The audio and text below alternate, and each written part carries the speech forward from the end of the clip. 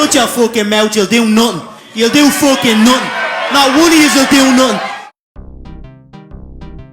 Donald J. Trump.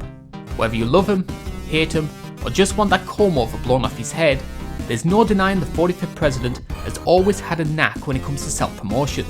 Trump's tried his hand at many sports over the years, so an attempt to cash in on MMA's popularity should have come as no surprise. This, however, would be one business venture that Donald didn't turn gold.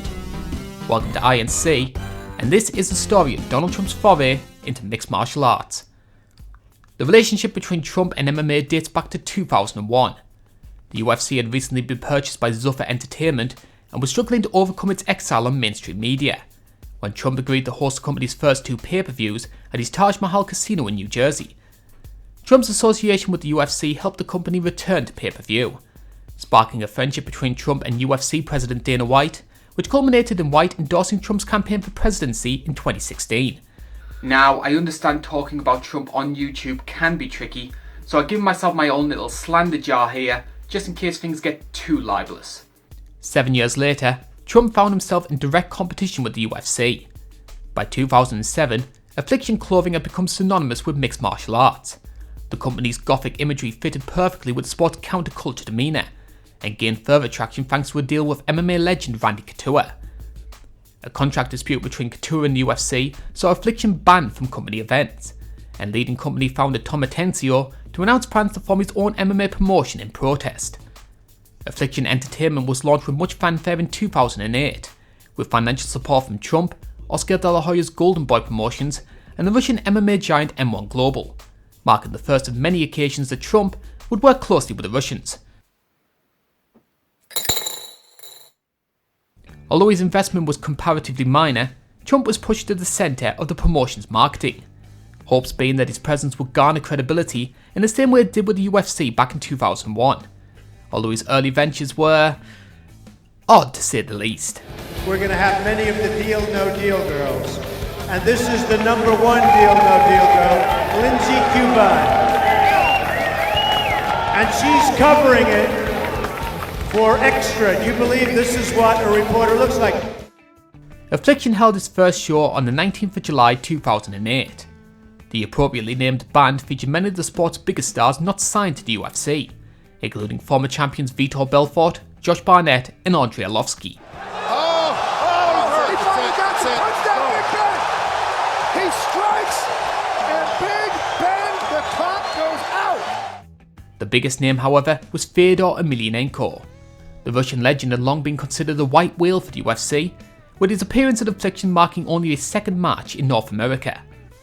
Big names also brought big expense.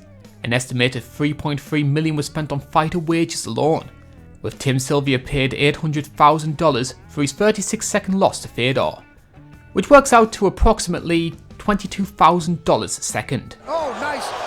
Shot bless there by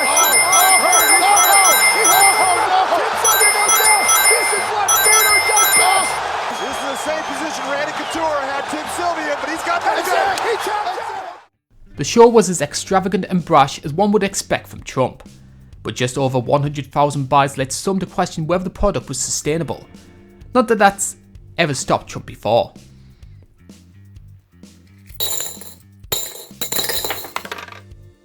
Despite the warnings, Affliction pushed forward with its second show, Day of Reckoning, taking place in January 2009 and once again from the Honda Center in Anaheim. The show was much more restrained than its debut, ditching the theatrics of the first show while also showcasing fighters in divisions outside the UFC. Once again, however, Fedor served as the main event alongside UFC champion Andrei Arlovski. Arlovski pushed the pace early in the fight and looked set to become the first man ever to beat the Russian legend, until Fedor pulled a highlight reel knockout worthy of the occasion. Push kick by Arlovski.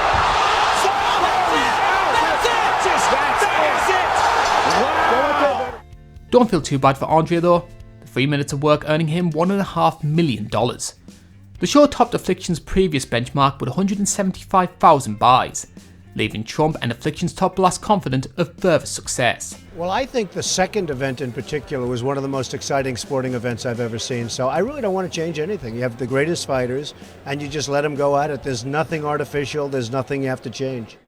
In the summer of 2009, the company announced plans for Affliction Trilogy, with Fedor set to defend his WAMA heavyweight title against Josh Barnett. 11 days before the fight, Barnett was pulled from the card after testing positive for anabolic steroids. Names such as Brett Rogers, Jeff Monson, and former WWE superstar Bobby Lashley were all linked as short-term replacements, but unfortunately the company was forced to cancel the show on 3 days' notice.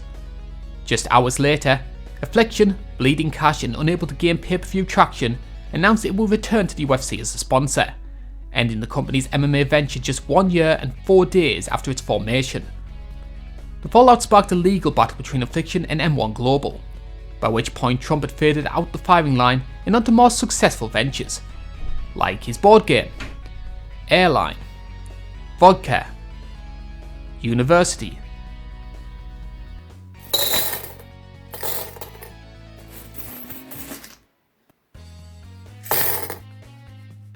In 2018, Trump's spell in MMA resurfaced in unlikely fashion, when Fedor Emelianenko was questioned by the FBI over the president's links to Vladimir Putin.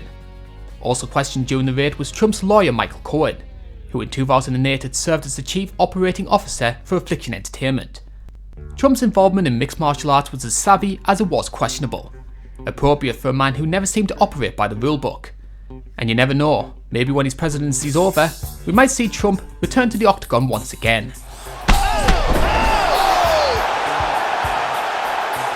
Huge punch for the victory. This is the INC, and thank you for watching.